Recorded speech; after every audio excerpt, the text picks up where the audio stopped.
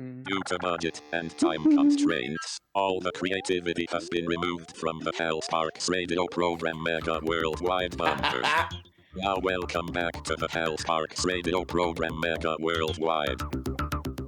I don't doubt that I triggered some sort of, we'll see, some sort of call-in wannabe, that kind of thing.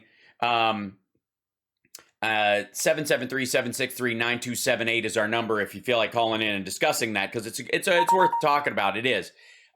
Meanwhile, there's a lot of other stuff going on right now, and one of the things that bugged me was the Senate Foreign Committee, Foreign Relations Committee. One of the ranking members, a Republican from Idaho, released a report on Afghanistan. And the conclusion he came to was that the evacuation was rushed, that dual citizens who decided to stay behind in Afghanistan are the same as leaving Americans with no dual citizenship behind, and that all the preparation for the evacuation was completely the responsibility of the Biden administration as soon as they came in, even though Donald Trump set the date a year before and not only did no work to make the evacuation or extraction easier, safer, or better, more beautiful. Remember, it's like we were going to get out so beautifully with no death. No, which I've yet to see that plan, by the way, other than you take the military out last, which, by the way, he was going to leave the military forever. If you listen to any of his rallies this year or any of his interviews, he'll tell you that they were going to keep Bagram forever, which is not leaving Afghanistan. Understand that. He was never going to leave. Neither was this senator from Idaho. Neither were the Republicans. The Republican plan was to stay in Afghanistan forever, effectively make it the 51st state. And the only way they can run from that is to say, well, it was a debacle. The whole thing fell apart. Well, one of the reasons it fell apart, why there was a crush at the end, was because none of the prep work leading up to it, there was no plan to evacuate embassy staff, military personnel, gear, any of that stuff. None of it had been done. You roll in on, you can't even make a military order until 12:01 p.m. on January 20th. And you have an extraction in a war zone we've been in for 20 years to do before the end of May, which you know is impossible. And by the way, Trump knew this was impossible. Stephen Miller knew this was impossible, and that was the goal. Make the crush so bad at the end that you can only take out Americans. The hell with the Afghans that helped us. The hell with the Afghans with dual citizenship. The hell with any of their families who are going to get slaughtered because they helped us. That's not our problem. I mean, look at how he talks about them now. He talks about the Afghans that we evacuated, even the ones that the UK evacuated that worked with them, any number of countries, Australians. You don't know who these people are, and in a couple of years, you're going to have a really big problem. That's how he talks about them, because to him, they're all terrorists, and there was never a plan to remove those people. There was never going to be a plan. It was all puffery. And even amongst that puffery, he didn't even bother to make a strategy to remove embassy staff. Now, the story we've heard a bunch of times, and it's in this report that came out that Sean Hannity is citing as a gotcha, that thousands of Americans were left behind since August. Now, the way he gets to that number is 100 Americans we couldn't force at gunpoint to leave the country, who are, only single country passport holders, what have you. And then a few thousand dual citizenship people who wanted to stay behind, who literally, and again, short of putting a gun to their head and saying, if you don't leave this war zone, I'm going to shoot you, which I don't know the logic on. I don't know what the strategy is for forcing people to leave in that circumstance. But the idea was that he should have done that. He should have forced the people who didn't want to leave. And he should have kept Bagram. And the argument to keep Bagram was it's miles away from China, and we want to keep an eye on them.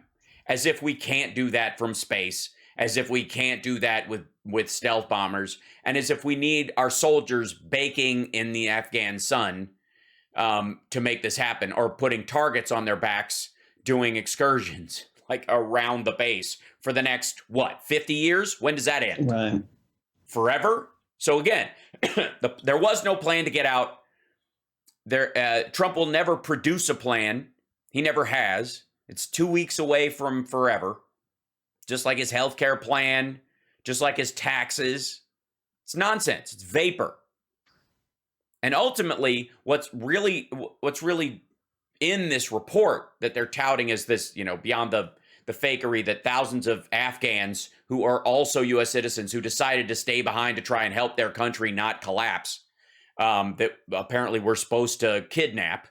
I don't know how else you describe it. We didn't kidnap a bunch of Afghan dual citizens when they wanted to stay.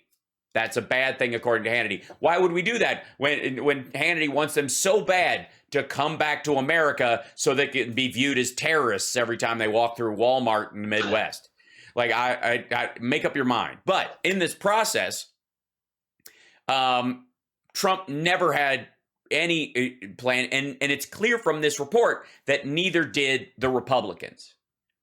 That the vast majority of them, but for the Romneys and Kitzinger types within the Republican Party, they all planned on staying there forever. This was a permanent occupation strategy.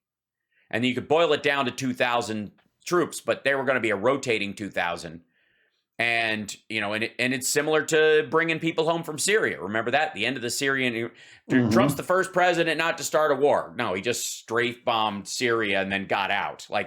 It was just short. He just had a George H.W. Bush to look butch, essentially. It's effectively the same thing. And then did he bring those guys home? No. He sent them to the UAE to guard oil and gas refineries.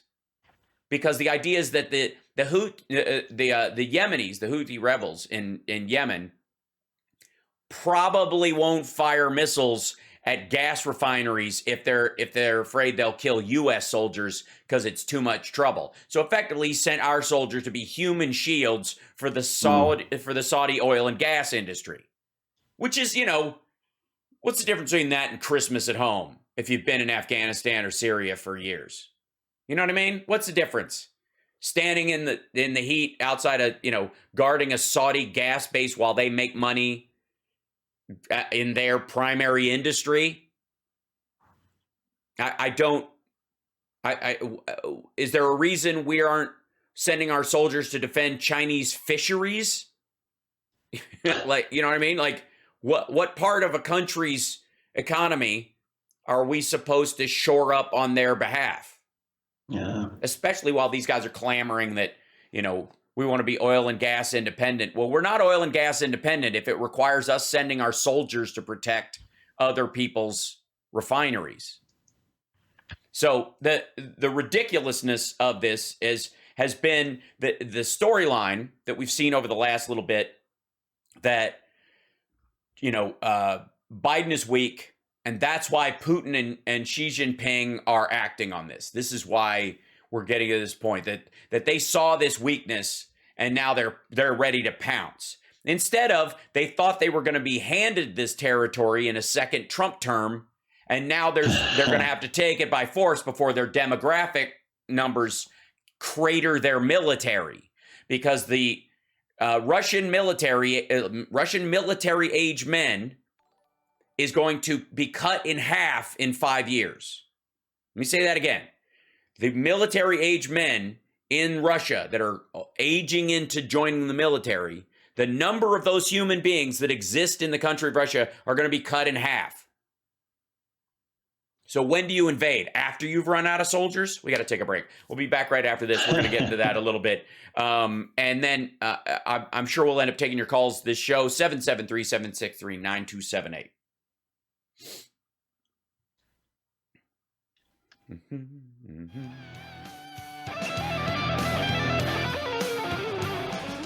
What we are doing is we want to terminate health care. Attention, attention, stop what you're doing. Because we're coming back to the Hal Sparks radio program, Mega Worldwide. They went a little crazy with it, and I appreciate it. Now let's get back with Hal Sparks' radio program, Mega Worldwide.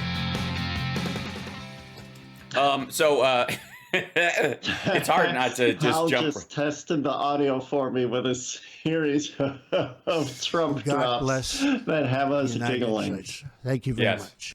Here you go. Hold on. Sorry. God bless the United States. Thank you very much. While they drown your endless torment of, what they do, they have an endless list of propaganda and propaganda methods. Yeah, why wouldn't they? And I was, part of a family that was very well knit. Atmospheric filth. I'm gonna put this in my own words. I think I see the word knit here. I know what knitting is.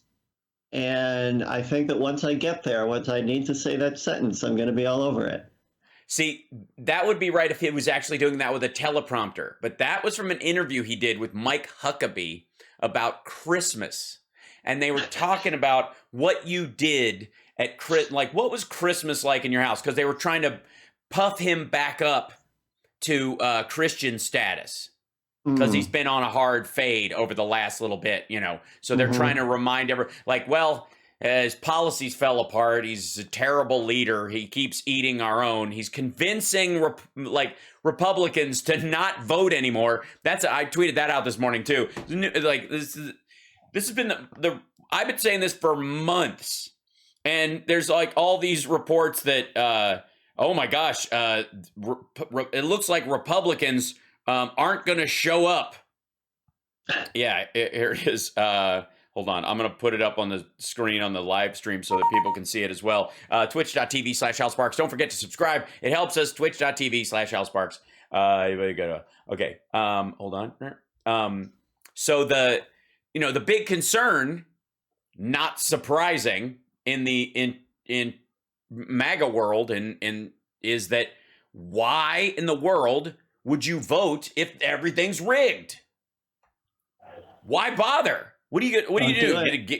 You go stand in line for in MAGA areas it's like 20 minutes. Go sideways. Yeah. What are you gonna do? Go out there and vote for a rhino who's not 100% on with Mr. Trump and it's probably gonna be rigged anyways. Some poor congressperson there going, "Oh, we're really hoping that you'll turn out and help us." We're like, "Oh, it's all rigged anyway." Oh, you're trying to chip my kid with an RFID circuit that controls his brain and makes him think CRT thoughts.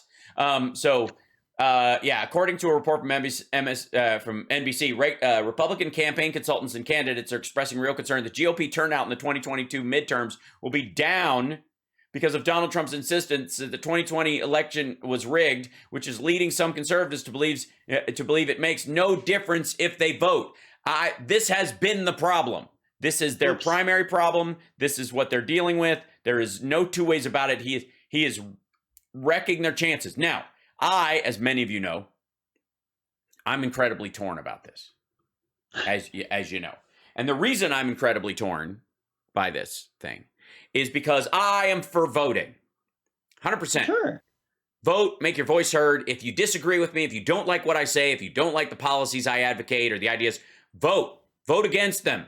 Stand up. Speak out. Right. Be a good voice for your political idea. Don't just, throw racial epithets and go, "I'll do it," And if you're allegedly on the progressive or liberal side,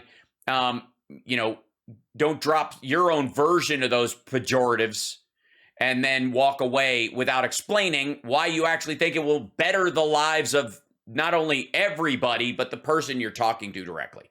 There is some responsibility for actually selling your stuff well.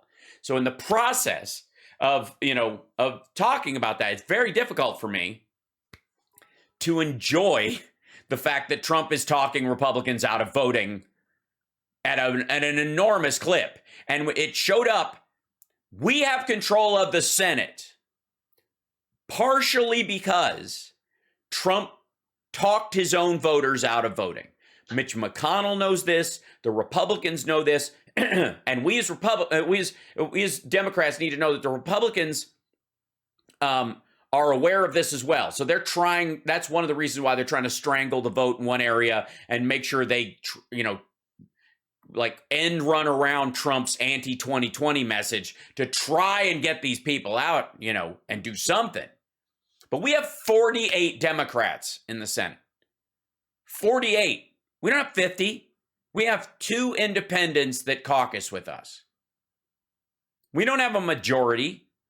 We're right at the line with 2 people that are allegedly independent being 100% all in with us, but just too scared to run as Democrats in their particular districts or their particular state because, either their hardcore followers won't buy it or they'll lose enough to shave off those voters where a Republican who's horrifying, see who Elizabeth Warren ran against, for example, will take the state.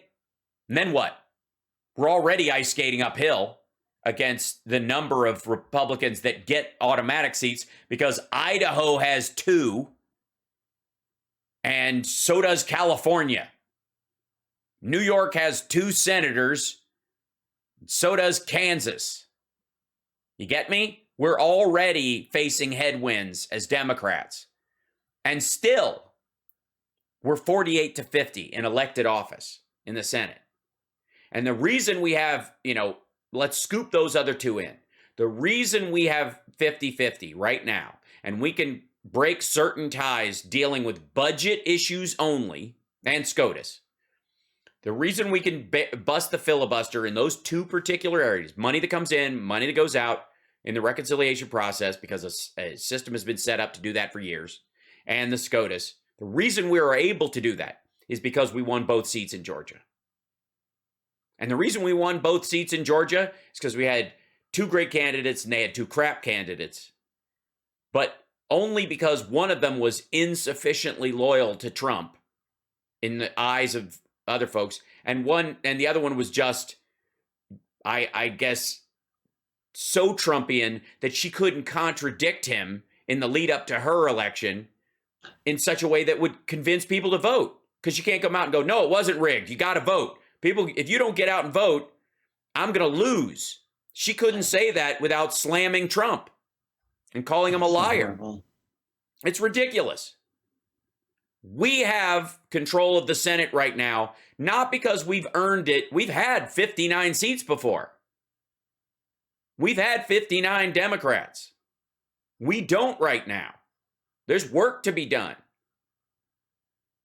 But the only reason right now, and again, this is like the coup, I thank my lucky stars every day that the coup attempt on January 6th was brought about by the dumbest and least strategic human beings on the planet, the most narcissistic, navel-gazing, bloviated morons ever to try and carry out a coup, tried to carry it out on the United States government. It was an absolute failure.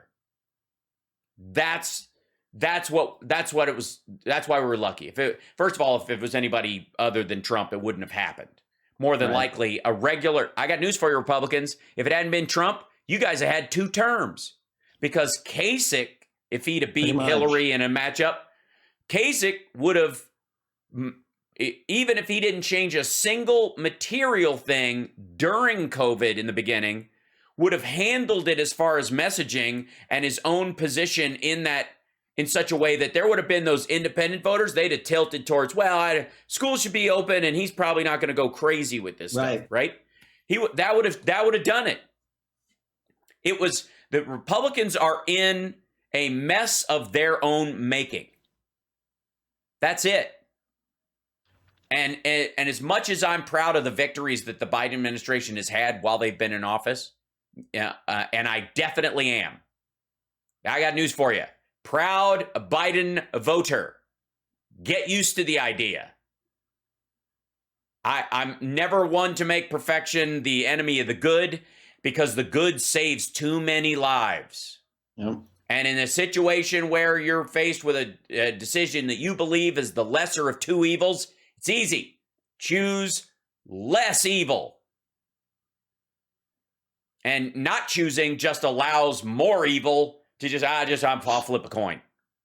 I'll just flip, if it's more evil, who cares? No matter the fact that civilian deaths and drone strikes and other stuff went up 80% in the first year of the Trump administration, and more civilians were killed in that 1 year by our military than the entirety of the Obama administration, because he rolled back the rules of engagement. But hey, it's a coin flip. Two legs in the same pair of pants, am I right? I can't believe how many people are running on the idea that Biden's a forever war guy when he got us out of Afghanistan. Or that because we're sending troops to Poland to shore up NATO so they can send people to Ukraine, not us, in direct response to Russian aggression. Because let's remember how all this started. How did this start? Did this start because when Biden got in, he wrote a letter to Ukraine going, hey, you guys want to get in NATO? I'll give you a break. I'll give you the Super X membership, with the extra card where it shaves 10% off merch if you join now, and we'll waive the membership fee. Did he roll in and say Ukraine's joining NATO? Did he say that anywhere? When he met with NATO, did NATO issue a statement that Ukraine needs to be folded in? Was there something unique about this year other than the fact that Trump is no longer there to slowly and surely hand Ukraine to Putin for the taking? Is there any other reason why we would be the aggressor in this situation that proves that we are? No, doesn't exist. This is 100% on Vladimir Putin. It's a gangster kleptocracy posing as a country, and it's running out of resources, and it forgot how to innovate, and it's running out of people because their demographic arc is terrible. So they need to incorporate countries which have a slightly better demographic, where people haven't forgotten how to have sex, like Ukraine. That's it. Well, the Canadians did in 1974, apparently. They've been draping off ever since. I don't know what it is. Poor things. Canadians, it's chilly up there. You guys should be cuddling like crazy. Yeah. I mean, I took my best shot while I was up there filming Queer as Folk. I'm surprised I don't have a couple of Canadian rugrats running around, to be completely frank. But, TMI. In reality, that's what's going on. We did not push, nor did NATO push Putin into doing this. He simply recognized this as an action he feels he might have to take right now because inflation over there, you think we got it bad? Good Lord. They're looking at, somewhere between 14 and 19% in their future. And the average Russian makes the same as the average Chinese person. $10,000 a year. Mm. If their trains or their trucks shut down, their country is frozen solid. They can't afford any internal unrest. How do you fix that? Well, you wag the dog.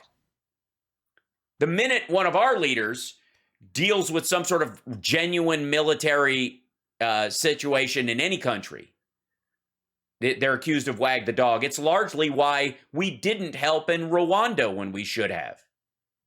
Because the attention on Clinton at the time was such that people would have thought that's what was going on.